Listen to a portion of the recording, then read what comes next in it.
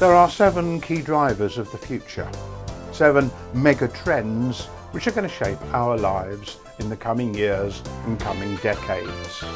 For over 35 years, I've been researching and identifying these trends, and they've remained pretty much unchanged.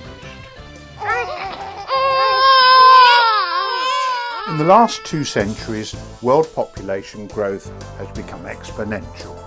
By the beginning of the 20th century, there were 1.6 billion people on the planet. But just a century later, exponential increase meant there were 7.5 billion people on Earth. This is exponential population explosion, and it hasn't finished yet. In the next 50 years, another 3 to 4 billion additional people will join us on the planet. It is now thought that world population may peak somewhere between 10 and 11 billion people in the second half of this century. The second key driver of the future is climate change and the extreme weather that is the primary symptom of our overheated atmosphere.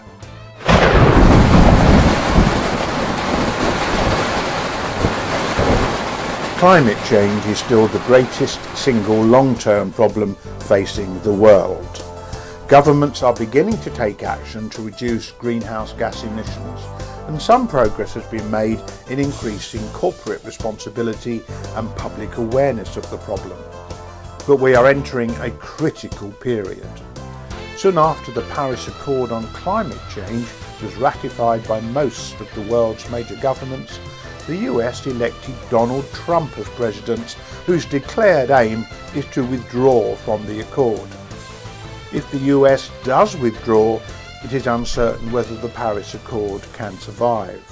The third key driver of the future is the ongoing crisis in energy.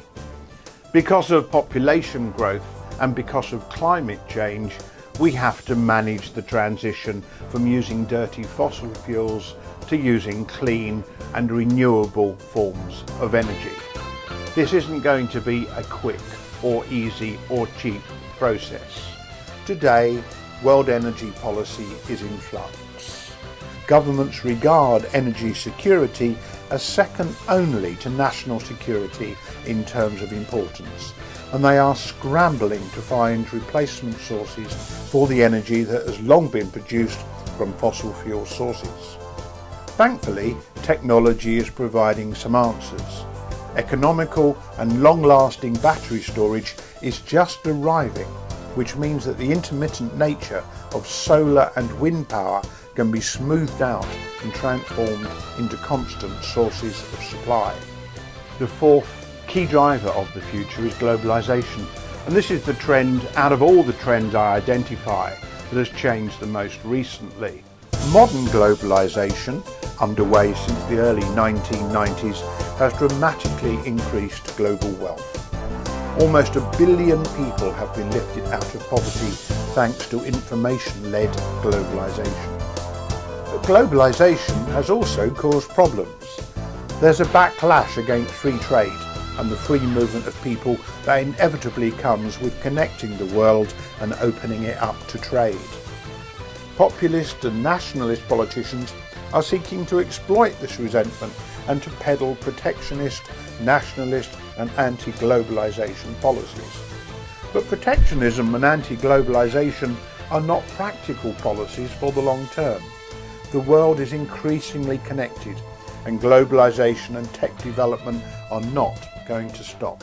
The fifth key driver of the future is the multiple revolutions occurring in medical science and in the life sciences. I've had my own DNA decoded, I wear digital health devices, but there are many, many more changes that are going to affect our health and our longevity in the decades to come. In 2001, the human genome was fully decoded for the first time, but we are only now starting to identify key genes and groups of genes associated with particular diseases and hereditary traits. Out of DNA profiling comes gene editing therapies to treat disease, and in particular cut and paste CRISPR gene editing to replace faulty genes. Stem cell medicine is the next revolution in the life sciences that will cure disease and extend our lives. Stem cells are already being used to grow replacement human organs, including bladders, the esophagus, lung tissue, heart tissue and bowel tissue. Nanoscale medicine is yet another revolution set to transform medical science. Already, nanoscale coatings are allowing drugs to be delivered precisely to target areas within the human body before they start to work. Finally, digital health technology is enabling the population to monitor their own health much more closely than ever before. The massive volumes of physiological data spewed out by these billions of wearables will feed into the design of new drugs and treatments. The sixth key trend of the future is accelerating exponential technology development.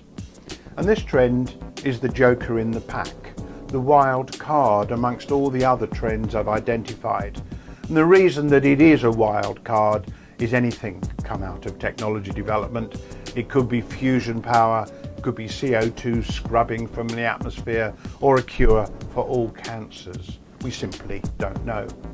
The important thing to understand about this trend is the word exponential and what that means for the speed and breadth of technology development. Exponential development, especially accelerating exponential technology development, is hard to fully appreciate. Its greatest impact will be felt in information technology.